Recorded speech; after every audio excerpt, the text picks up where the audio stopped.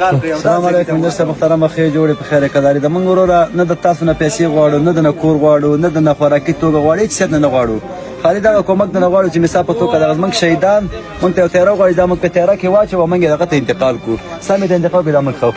د شپې بیګا د شپې دی اور څنګه غمړي زموږ شوی دي دا موږ ته دغه پراته دي پنځه زمانه دي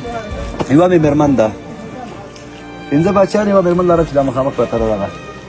دغه مې مور دا مې تر دغه ته مې وردا پاته ټول یو فامیل ولس کسه کوري زمونږ دغه وختونه چې مسافر توګه موږ ته تیار وغواړي او موږ دغه پنځه زمانه مو سره تر راو بس او ټول اتو کالو نه کالو لاسو دغه هم دغه دوه کالو نه درې کالان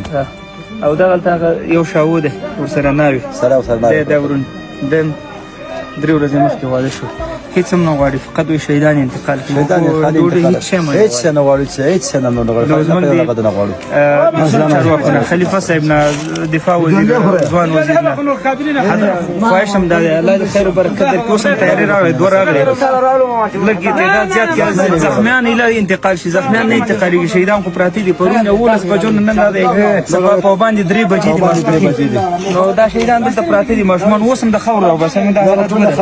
اوس د کور راو بس نور پراته دي نور هر ځای کې پراته دي دا په دې کمو کسانو نه کیږي دا حالات ډېر د ډېر خراب دي هغه خلک چې څونه میډیا کې هغه سره